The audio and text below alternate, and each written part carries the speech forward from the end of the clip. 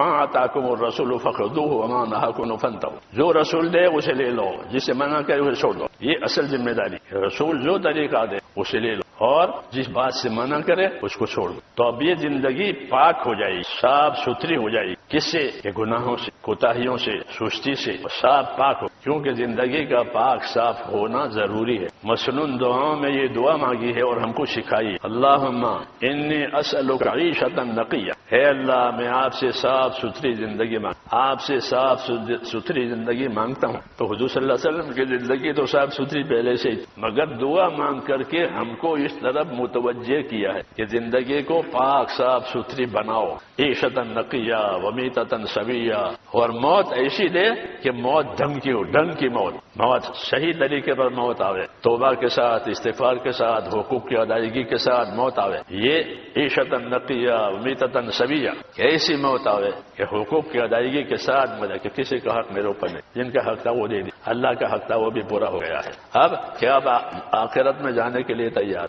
یہ طریقہ، یہ دعا مانگی. وہ یہ دعا اس لیے مانگی ہے تاکہ اس کو لوگ اپنے دل دماغ پر لے، اس کو لوگ اپنے دل دماغ پر لے کہ زندگی کیسے ہونی چاہیے کہ صاف ستھری. کا مطلب ہے کہ اللہ کے حقوق باقی نہیں رہنے چاہیے، اللہ کے حقوق باقی نہیں رہنے. جو حقوق اللہ کی طرف سے ہیں اس کی ادائیگی. اور کوئی گناہ ہو گیا ہے تو کہ اس کی توبہ، اس کی توبہ کرنا فرض ہے. جیسے نماز پڑھنا فرض ہے، ایسے گناہ کیا ہے تو توبہ کرنا فرض ہے. عام طور پر لوگ اس کو جانتے نہیں کہ جس طرح نماز فرض ہے، زکوٰۃ فرض ہے، اس طرح توبہ بھی فرائض میں داخل ہے. اگر گناہ کی کہ اپنے اپنے گناہوں سے توبہ کر، اچھے ماحول میں رہے تاکہ توبہ نصیب ہو جائے. اللہ نے فرمایا یا ایھا الذین آمنوا اتقوا اللہ وکونوا مع الصادقین، اے لوگو اللہ سے ڈرو، سچوں کے ساتھ رہو، سچوں کے ساتھ رہو. سچے درجے، سچوں کے بہت درجے ہیں. ابو بکر صدیق بھی سچے ہیں، ابو ذر غفاری بھی سچے ہیں. سچوں کے بہت درجے. مولانا علی ایسا فرماتے تھے ہماری جماعت میں جو لوگ جاتے ہیں وہ بھی سچے، وہ بھی سچے ہیں. یہ کیوں؟ کہ وہ اپنے جان مال سے کچھ نہیں چاہتے، اللہ کو چاہتے ہیں، آخرت کو چاہتے ہیں. تو یہ بھی سچے. ہمت بڑھائیے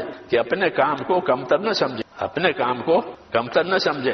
ویسے حدیثوں میں بھی ہے کہ کوئی کسی نیکی کو حقیر نہ جانے. لا يحقرن من المعروف شيئا ولو ان تلقى اخاك بوجه طلق. کوئی آدمی کسی اپنی نیکی کو ہلکی نہ سمجھے، اگر سے اپنے مسلمان بھائی سے خندہ پیشانی سے ہنستے چہرے سے مل سکتا ہو تو یہ بھی کرے، کہ یہ بھی نیکی. کہ زندگی اس لیے دی گئی حقوق کی ادائیگی کے لیے، اور دنیا کو اللہ نے دار الحقوق قرار دیا ہے کہ یہ حقوق ادا کرنے کی جگہ ہے اور آخرت بدلہ پانے. سب سے بڑا حق کس کا ہے؟ اللہ کا. حضور صلی اللہ علیہ وسلم نے معاذ بن جبل سے پوچھا معاذ آپ کو معلوم ہے اللہ کا کیا حق ہے؟ عرض کیا مجھے نہیں معلوم. فرمایا اللہ کا حق یہ ہے کہ اسی کی عبادت کی جائے گی، اس کے ساتھ کسی کو شریک، یہ اللہ کا حق. ہاں اسی کی عبادت کی جائے گی، اس کے ساتھ کسی کو شریک نہیں. تو عبادت اللہ تعالیٰ کا حق، اور عبادت یہ ایمان کا تقاضا ہے. ایمان کا تقاضا ہے کہ بھائی ہم ایمان لائے ہیں، ایمان لا کر کیا کرو گے کہ اللہ کی عبادت کریں. پھر عبادت کی تکمیل کے لیے اور عبادت کو صحیح کرنے کے لیے عبادت کا علم ہونا چاہیے. ہر ہنر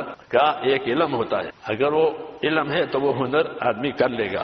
اگر اس ہنر کا علم نہیں ہے تو ہنر کا درزی کو سینے کا علم ہے کہ کپڑا اس طرح سیا جاتا ہے، اس طرح کاٹا جاتا ہے. ہنر کا علم زندگی کی ضروریات کے لیے. اس طرح اعمال کا علم کہ اعمال کو صحیح کرنے کے لیے. علم کے بغیر عمل صحیح نہیں ہوتا. بعض علم یہ فرض ہے، اس کے بغیر وہ عمل ہوگا ہی نہیں. جیسے پاکی فرض، پاکی طہارت یہ فرض ہے، اس کے بغیر نماز نہیں. حلال کمانا فرض ہے، اس کے بغیر کوئی عبادت قبول نہیں ہو. تو بعض چیزیں اپنی جگہ ضروری ہے. اس لیے اللہ تعالیٰ نے اپنے حقوق کی ادائیگی کے لیے بھی اور آپس کے حقوق کی ادائیگی کے لیے بھی نبیوں کو علم دی. ہماری تبلیغ میں تیسرا نمبر ہے، وہ کیا ہے؟ وہ کیا ہے؟ علم و ذکر. اس کا یہی مطلب، علم و ذکر کا یہ مطلب یہ دیکھو کہ زندگی کی کیا ذمہ داری ہے.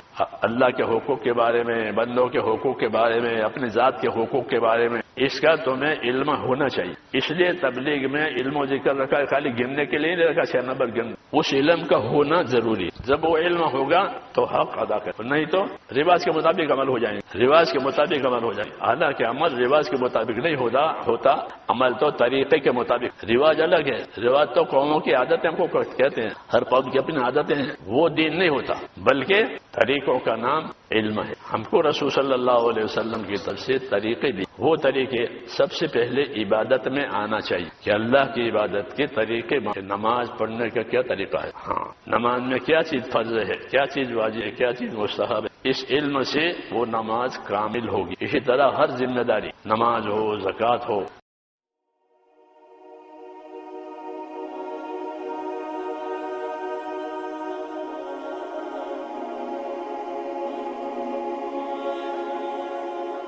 آج اکثر لوگ ایک شکایت کرتے ہیں، میں گناہ چھوڑنا چاہتا ہوں لیکن چھوڑ نہیں پاتا، میں نماز کی پابندی کرنا چاہتا ہوں لیکن سستی آ جاتی ہے، میں اللہ کے قریب ہونا چاہتا ہوں لیکن نفس اور دنیا روک لیتی ہے۔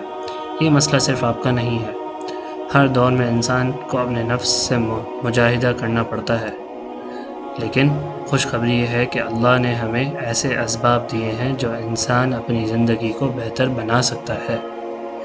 سب سے پہلے گناہ کو گناہ سمجھنا۔ میرے بھائیو، دوستو، بزرگوں، گناہ سے بچنے کا پہلا قدم یہ ہے کہ انسان گناہ کو معمولی نہ سمجھے۔ جب گناہ چھوٹے لگنے لگتے ہیں تو اس سے بچنا مشکل ہو جاتا ہے۔ مومن کی نشانی یہ ہے کہ وہ اپنی غلطیوں پر فکر مند رہتا ہے، اسے اپنی کوتاہیوں کا احساس ہوتا ہے اور وہ اللہ سے معافی طلب کرتا ہے۔ توبہ کو اپنی زندگی کا حصہ بنا لیں۔ کوئی بھی انسان گناہوں سے پوری طرح پاک نہیں، ہر انسان سے غلطی ہوتی ہے، لیکن بہترین بندہ وہ ہے جو غلطی کے بعد اللہ کی طرف لوٹ آئے۔ روزانہ توبہ اور استغفار کی عادت بنا لیجیے۔ جب بندہ سچے دل سے توبہ کرتا ہے تو اللہ اس کی طرف رحمت کے ساتھ متوجہ ہوتے ہیں۔ نماز سستی کا علاج ہے۔ آج کئی لوگ سستی کی شکایت کرتے ہیں، لیکن یاد رکھیے نماز روح کی غذا ہے۔ جو شخص نماز کی پابندی کرتا ہے اللہ اس کے دل میں ہمت اور قوت پیدا فرما دیتے ہیں۔